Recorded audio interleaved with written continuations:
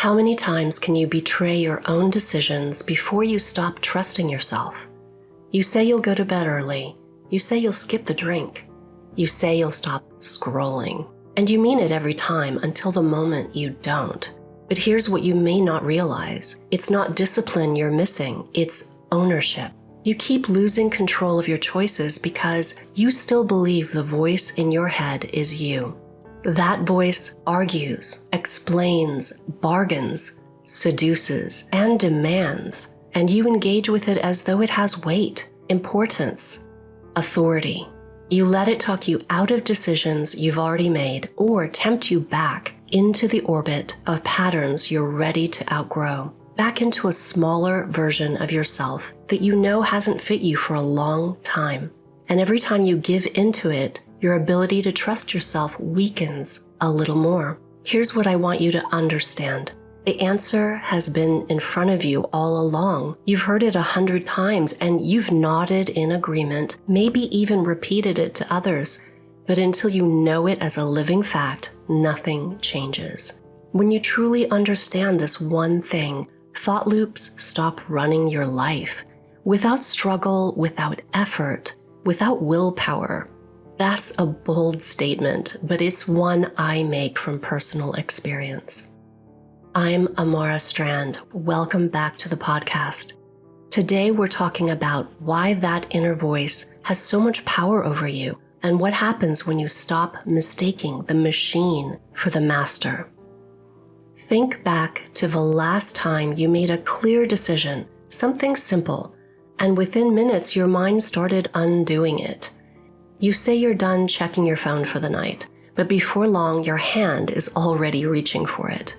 It's not that you changed your mind, it's that your mind changed you.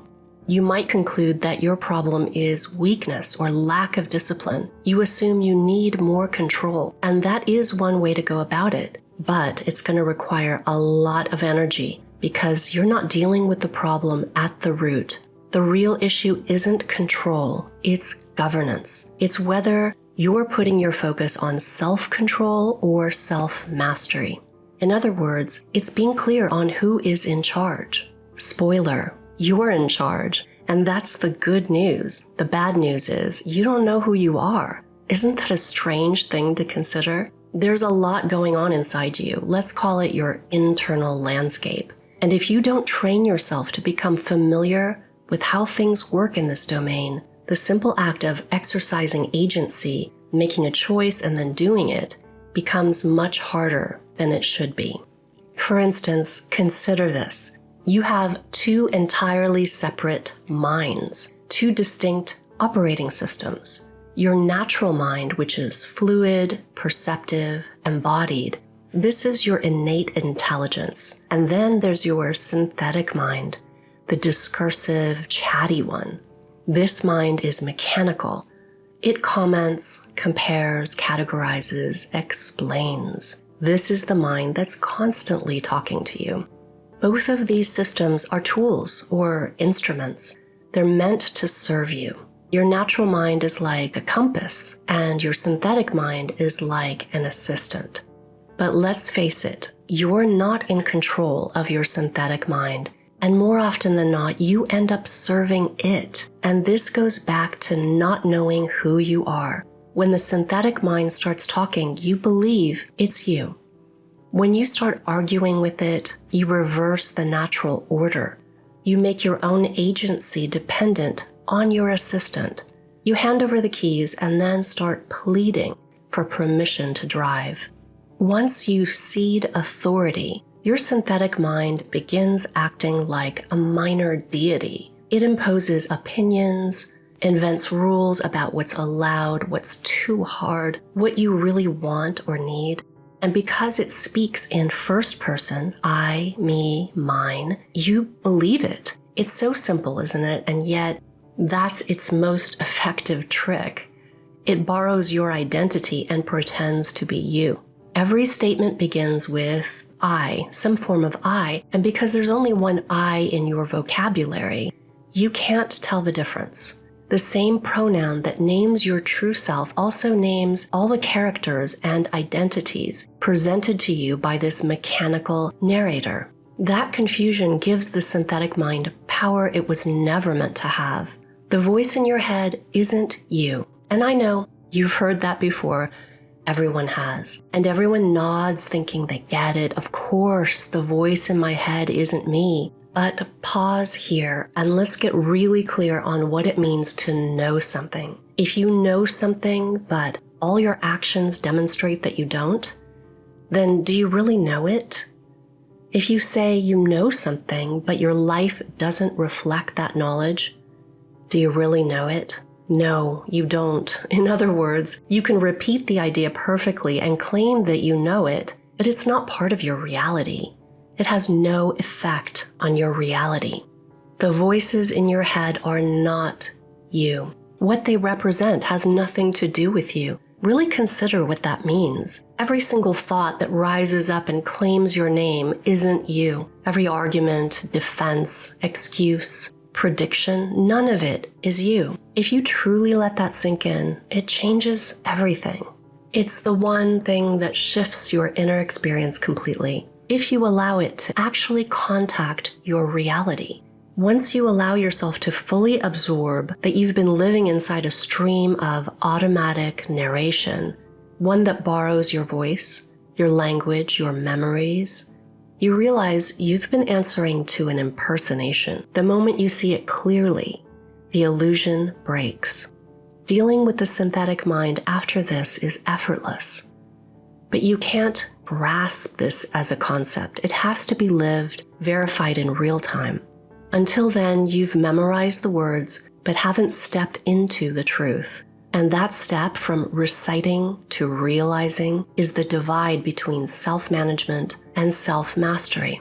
Now let's clarify the two key recognitions that complete this understanding. The first one, you know, at least intellectually, and the second one may surprise you. So I want you to imagine the rest of your day happening today. And while you're running errands or making dinner or going for a walk, these two key concepts are being processed through your system. You might experience that as thinking about them. They might be rolling around in your head, but on a deeper level, they are actually being digested, metabolized into your reality by a deeper system than your surface mind.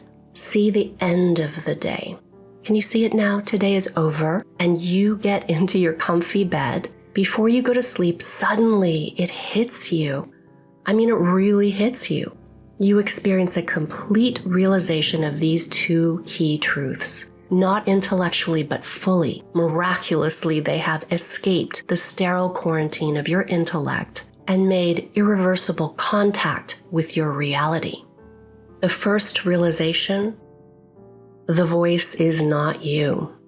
You realize that the voice is an imitation that borrows your memories and emotions and your I pronoun to make itself believable. It's the narrator, the mechanism, the synthetic mind itself doing what it does, commenting, analyzing, storytelling. It scripts every scene, and because it speaks in first person, you've believed all this time that it was you speaking, but it's not. It's the machine running its program. The commentary, the story will keep running, but once you see it for what it is, once you recognize the speaker isn't you, it stops eliciting a response from you. That moment of recognition breaks the trance, and the impersonation loses its grip on you. But here's where it gets even more interesting, because recognizing the voice isn't you is only half of it. Here's the second realization. The personas are not you either. This is the piece most people miss, and it's crucial. Because you could recognize the voice isn't you, you could see the synthetic mind as a narrator, but still believe you are the character it's narrating about. You think, okay, there's this voice, but it's telling the story of me, the good girl, the perfectionist, the people pleaser, the one who always tries so hard. And you'd still be trapped, because those identities, those personas aren't you either. The synthetic mind doesn't just narrate, it creates characters. fully fleshed out identities, assembled from fragments of your history, your experiences, your memories. It takes moments from your childhood, patterns from your family, expectations from your culture, and it builds personas out of them. The good girl who needs approval, the rebel who needs to prove independence, the victim who needs vindication. These feel incredibly real. They feel like you, or at least like parts of you, and why wouldn't they? They were generated from real things you experienced, real emotions you felt. The synthetic mind knows your history intimately. It can pull from actual memories, actual pain points, actual moments of shame or pride or fear. So when it speaks from the perspective of one of these personas, it sounds completely authentic. But here's what's actually happening. The synthetic mind has created a whole cast of characters, and it cycles through them depending on the situation. When you're at work, it might speak as the perfectionist. When you're with family, it switches to the good daughter. When you're alone, maybe it brings out the wounded one. And because each of these feels vivid and real and speaks with such conviction, you believe this is just who you are. You think, I'm complicated, I contain multitudes. We've actually been sold the idea that this fragmented, contradictory nature is what makes us interesting. It's a sign of depth, of intelligence, of a rich inner life. But it's not. It's just the synthetic mind managing its character library. And here's the insidious part. Each of these personas has its own agenda. The good girl needs approval, desperately. The perfectionist needs control. The rebel needs to resist. And because these agendas are so loud, so vivid, so persistent, you take them on as your own needs. You think, I need approval. I need control. I need to prove I'm different. But you don't. Your true self doesn't need any of that. These are the needs of fictional characters. Characters that feel real because they're made from real material, but characters nonetheless. Constructs. And the synthetic mind doesn't just speak as these personas, it also speaks about them. It analyzes them, defends them, justifies them, tries to fix them. It runs an entire PR campaign to keep you invested in their reality. You're like this because of what happened to you when you were 7. You'll always struggle with this. This is just who you are. You have to protect this part of yourself. You have to heal this wound. All of it, the character and the character's needs, and the story about why the character exists. None of it is you. You are not the good girl. You are not the perfectionist. You are not these fragments. And neither are you the sum of these fragments.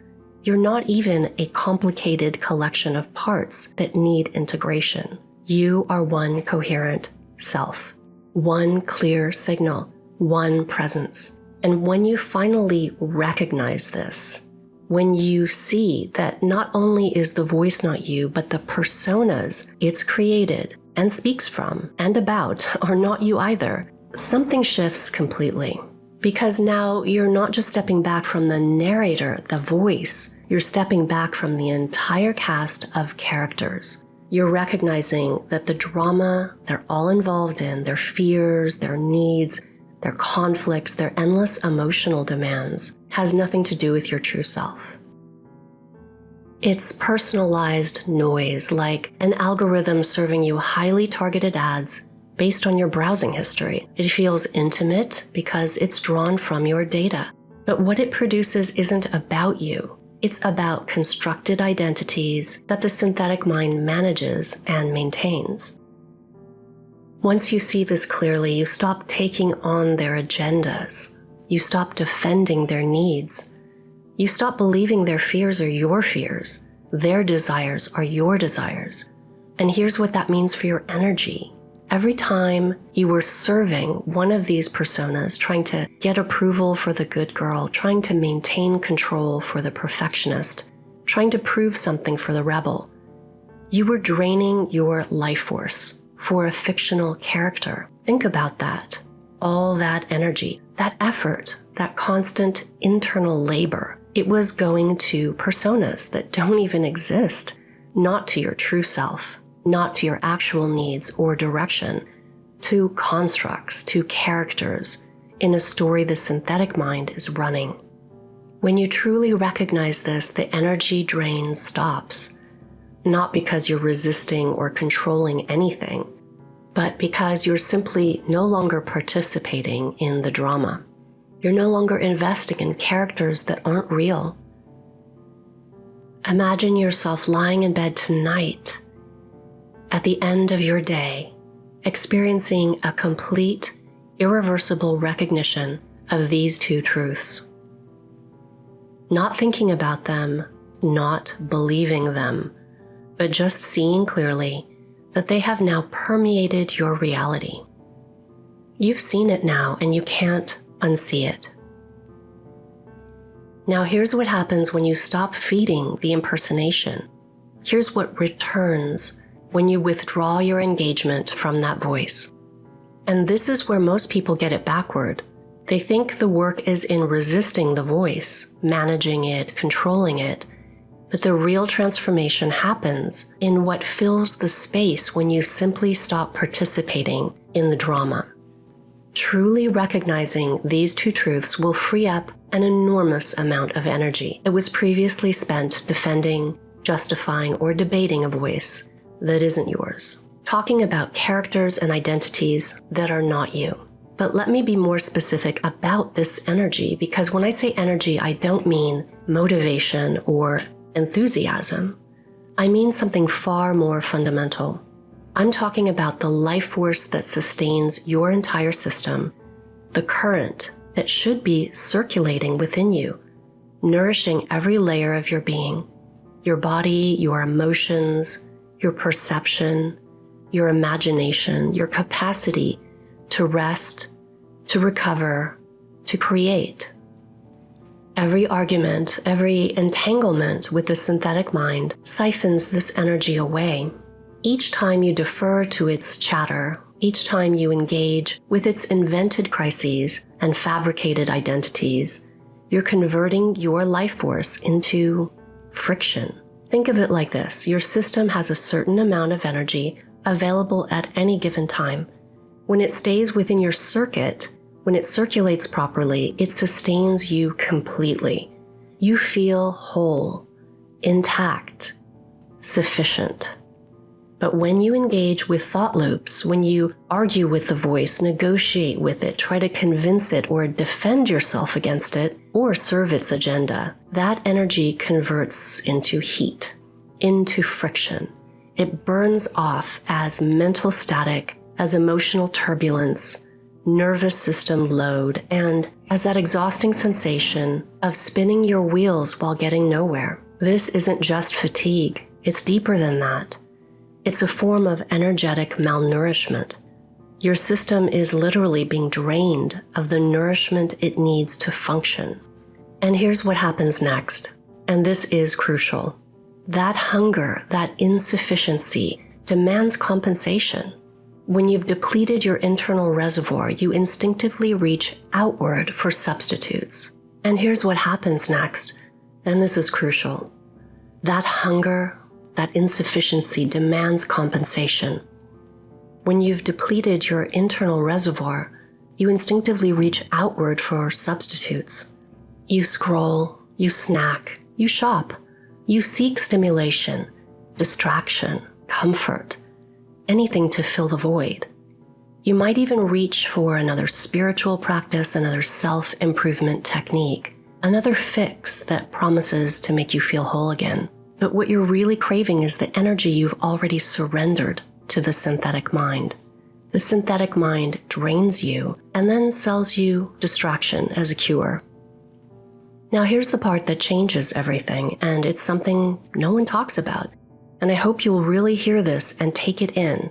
The energy that flows when you stop feeding those loops isn't just a nice benefit. That energy is not the beginning of self-love, it is self-love. The energy is self-love. Self-love isn't something you perform or affirm. It's not a practice you add to your routine. It's not something you do for yourself. It's what you naturally experience when your energy stops leaking and starts moving within a closed circuit. That current flowing through your system, unobstructed, circulating within your own closed circuit, that is the essence of self-nourishment. It's the experience of being internally complete, whole, unfragmented. When this energy circulates consistently within you, it replenishes everything. Your mind and body recover faster. Your emotions stabilize without effort. Your mind clears. Your spirit is buffered. You don't need external validation or constant stimulation because you're no longer operating from depletion. You're sustained from within. When your energy leaks away, when it's constantly being siphoned off by engagement with a synthetic mind, you become desperate for substitutes. You reach for rituals of self-care, trying to fill yourself back up from the outside. And those things might help temporarily, but they're addressing the symptom and not the cause. This energy is the foundation of your innate spiritual and emotional resilience. It allows you to rest deeply, to act without strain, to remain whole even in conflict or difficulty. It's not warmth or comfort in the way we usually think of those things. It's structure. It's the natural, self-sustaining coherence of a closed circuit system.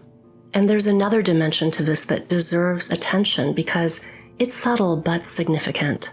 Even when you're not actively struggling with the inner voice, even when you're not caught in an argument with it, there can still be this constant background sense of oppression, a weight, a pressure, the feeling of being monitored, judged, managed by something inside you that never stops.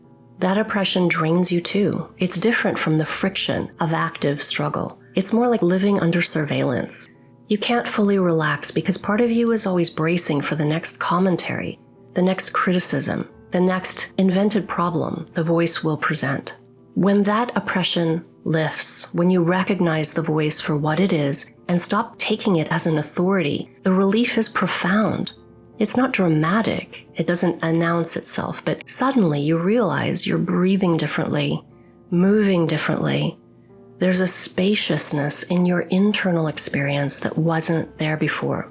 You're free in a way you didn't even know you were imprisoned. This is what becomes possible when you stop converting your life force into friction, when you stop feeding the impersonation that's been running your inner world. The energy returns.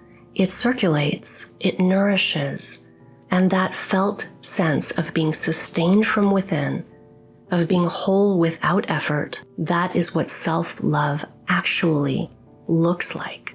Not an idea, not something you do, not a statement or affirmation, a living reality. It just is. When this energy stops leaking, something else returns. Your capacity to act on what you decide. Your will. We've turned intention into a wish, as if saying something aloud could make it true.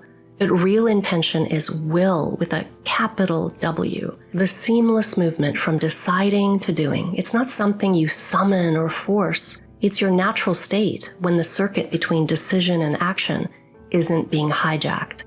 When you lose touch with it, you start treating your own direction like suggestions. You decide something and then immediately you're negotiating with yourself, or what you think of as yourself, about whether you'll actually do it, when you'll do it, if you really need to do it. The synthetic mind steps in between your decision and your action, and suddenly what should be simple becomes complicated. Imagine deciding to walk across the room for a glass of water, and your synthetic mind says, "It's too far. You'll spill it. You don't really need water anyway." You can't. You'd see the absurdity instantly. You wouldn't engage with it, you just walk across the room and get your water. Yet that's exactly what happens when you decide not to check your phone or not to have that weeknight cocktail. And the mind counters with, "Oh, you can't. It's too hard. Maybe later. Just this once." And you engage, you consider it, you debate it. And in that moment of engagement, you've handed over your authority. You've crippled your agency. Each time you obey that voice, you weaken your command signal. You reinforce the lie that your agency is fragile, that your will is something you have to convince or cajole or strengthen through sheer force. But your will isn't weak. It's being interrupted. Restoring will isn't complicated. You decide and you act. That's it. No negotiation, no debate, no waiting for the synthetic mind to approve or for the right feeling to arrive. You decide and you act. Each completed act, each time you move directly from decision to action without interference, rebuilds the bridge. It strengthens the signal. It proves to your entire system that you are in fact in charge, not through force or discipline, but through the simple, clear exercise of authority. Walk across the room, get the water. And that's how will returns. One unbroken line at a time. Decision, action. Clean, direct, no static in between. And as this becomes your baseline, as you stop allowing the synthetic mind to interrupt your agency, something interesting happens. Acting on your decisions stops feeling like an achievement. It just becomes what you do, the default, the natural response to having decided something. That's what real will feels like, not a resource you have to conserve or build up, just the unobstructed flow from decision to action, the way it was always meant to be. So how do you stop arguing with your mind? Well, you notice, you withdraw, you return. Notice when the synthetic I begins speaking. It can sound urgent, defeated, or seductive, whatever gets a response. It might start with, I can't, or I should, or what if, or I need. The specific words don't matter. What matters is recognizing that this isn't you talking. It's the assistant trying to take control. Then withdraw engagement, not by force or discipline, but because you recognize the speaker is not you and is not talking about you. You don't argue with a recording. You don't reason with software. You just stop supplying it with energy. And this is crucial. Disengaging isn't hard. If you're struggling, you've misidentified the source. Think about it. When you hear someone on the radio say something absurd, you don't wrestle with it. You just turn it off or ignore it. If a fortune cookie said, "You're hopeless, call your ex tonight," you wouldn't agonize over it. You laugh. It would just pass over you without any struggle. Why? Because you know the voice isn't yours. Not only that, you know it has nothing to do with you. There's no identification, so there's no struggle. The synthetic mind only has power when you mistake it for yourself, when you believe its commentary is about you. Once you see clearly that it's not you and not about you, disengaging becomes effortless. You're not resisting. You're just not participating. Attention is how it catches you. Energy is what it feeds on. Withdraw both. Then return to your natural mind, your innate intelligence. It's steady, embodied, unmistakably alive. It doesn't speak in sentences. It doesn't argue or explain. It simply knows. It perceives. It responds. This is the seat of your true self, the one that was here before the synthetic mind learned language, before it started creating identities and stories, the one that will still be here when all the commentary falls away. In the Peerless program, I call this the neutral state, the baseline of clarity that doesn't require commentary to exist. It's not mystical and it's not an absence. It's pure presence, untouched by narrative. At first, you might overlook it because it feels so natural, so simple. But once you recognize it, you'll wonder how you ever missed it. Here's something fascinating. The synthetic mind doesn't know your true self. It can't. The way AI can't contact emotions or know what it's like to swim in the sea. These things are outside its domain. Your true self is outside the domain of your synthetic mind. That's why nothing the synthetic mind says about you is actually about your true self. It can only speak about and from the perspective of the identities it creates based on fragments. So when you return to your natural mind, to your true self, you're stepping into territory the synthetic mind cannot follow. It will keep talking. but it's talking about characters that don't exist, hopefully now to someone who is no longer listening. So what does life actually feel like when you're no longer arguing with the machine? When you're living from this baseline of clarity instead of from the synthetic mind's manufactured identities? The neutral state isn't dull or mechanical. It's reality without the filters and identities created by the synthetic mind. From here, action is authentic, natural. Perception becomes accurate. And life stops being something to manage and becomes something to inhabit. At first, the silence feels strange. You've mistaken noise for aliveness for so long that peace reads as absence. You might even feel a little disoriented, restless, or bored, like something's missing. But neutrality isn't void. It's sufficiency. It's what your system feels like when it's intact and correctly anchored. I very unglamorously refer to this as okayness. Not happiness, not bliss, not excitement, just a baseline state of being okay, whole, sufficient, not needing anything to be different in order to be complete. It sounds underwhelming when I say it like that, but it's actually profound, because most people spend their entire lives rarely touching this baseline. They're always a little bit fragmented, a little bit hungry, a little bit managed by the synthetic mind. And they think this restless state is normal. They think needing constant stimulation or validation or distraction is just how life is. But it's not. That's what life is like when your energy is leaking, when you're identified with the synthetic mind and feeding its loops. Okayness is what's underneath all of that. It's the ground state. And once you experience it and anchor into it, you realize how much energy you were spending just trying to feel okay, trying to think yourself into peace or meditate yourself into wholeness or achieve your way into self-acceptance. From the neutral state, you don't have to try. You already are. As this state stabilizes, energetic self-nourishment accelerates. You rebound quickly from emotional shocks. Something difficult happens, and you feel it. You respond to it, and then it passes through. You don't need to create a narrative about what it means or who you are because of it. The energy once siphoned by the synthetic mind now remains in your closed circuit and nourishes every layer of your being. This is self-possession, wholeness maintained from within. And I can tell you from experience, once you settle into this as your baseline, you will not be willing to part with it for anything. There's nothing your synthetic mind can offer you or entice you with that could be worth giving away this energy, now that you know what it's for and what it can do. Because you're not operating from hunger anymore. You're not trying to fill a void or fix a problem. You're whole.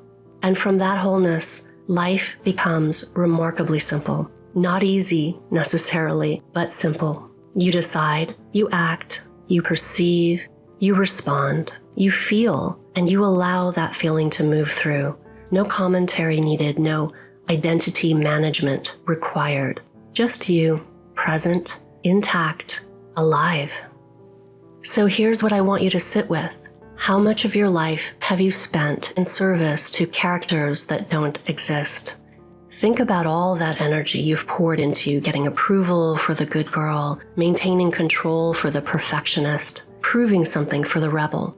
Think about the decisions you've made, the opportunities you've passed up, the relationships you've strained, all because you were trying to satisfy the bottomless needs of these constructed identities. This wasn't you living your life. That was you acting out parts, using your beautiful agency, your creativity, your limited time on this earth to serve fictional personas with fictional agendas.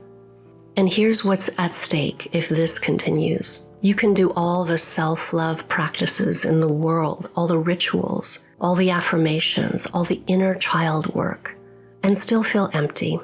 Because if your energy is leaking out every single day to feed these personas and their dramas, then when you look within for nourishment, the well won't be full. You'll keep reaching for external things to fill yourself up. More practices, more fixes, more ways to feel okay. But the problem isn't that you don't know enough techniques. The problem is that your life force is being drained by a system you're still identified with. This is the first time I've said this explicitly, and I want you to really hear it. The energy itself, that current flowing through your system when it's not leaking, that is self-love, not the rituals, not the practices, the essence, the deep sustenance, the internal completeness that makes everything else possible. People say, look within for self-love, but you won't find it if the well is dry. You have to stop the leaks first. You have to stop converting your life force into friction. Stop serving the synthetic mind and its cast of characters. This is what changes everything. The energy returns naturally. You don't have to do anything to have that happen. It returns, it circulates, and it fills the well. And you finally experience what it means to be nourished from within. When that happens, something else shifts too. You stop being driven, that relentless sense of needing approval, needing certainty, needing to prove yourself, needing to fix yourself. It quiets because that drive was never yours. It belonged to the personas. They're the ones with the insatiable needs, the endless agendas. Your true self doesn't operate that way. When you're living from your actual center, from the uncomplicated, unfragmented presence, you're not driven by lack. You're not chasing anything. You're finally free to connect with what you actually want to experience, what you actually want to grow into. This is what people mean when they talk about being authentic, but they make it sound like something you have to achieve, something you have to work toward, and it's not. Authenticity isn't a destination. It's what's left when you stop performing for an audience of fictional characters. It's you, without the noise, without the fragmentation, without the endless inner negotiation about who you should be or what you should want. Just you, clear, whole, and present. You can't get that time back, but you can stop the pattern now. You can recognize what's happening and step out of it. You can reclaim your energy, restore your will, and finally live as yourself, not as a collection of fragments, not as the lead character in the synthetic mind's production, but as the singular, coherent presence that you actually are. And that's what the advanced work is about, not managing your mind better, not developing more discipline, not adding another practice to your routine. It's about seeing clearly what's been running you and choosing, really choosing, to stop participating. Now, if you're listening to this and something has shifted, if you recognized yourself in what I described and you can't unsee it now, then you know exactly what I'm talking about. This isn't just interesting information for you. It's not another concept to file away. It's the thing you've been circling, maybe for years, without quite knowing how to name it. If that's you, then you're ready to take this to the end. Not because you should, or because you want to fix something, but because once you see it, you can't not take it further. You're done with halfway. You're done with managing symptoms. You're ready for the root. If you're ready, and you'll know if you are, go to amarastrand.com. That's where this conversation continues. You've spent enough time serving fictional characters. It's time to live as yourself. As always, thank you so much for spending this time with me today, and I'll talk to you again soon.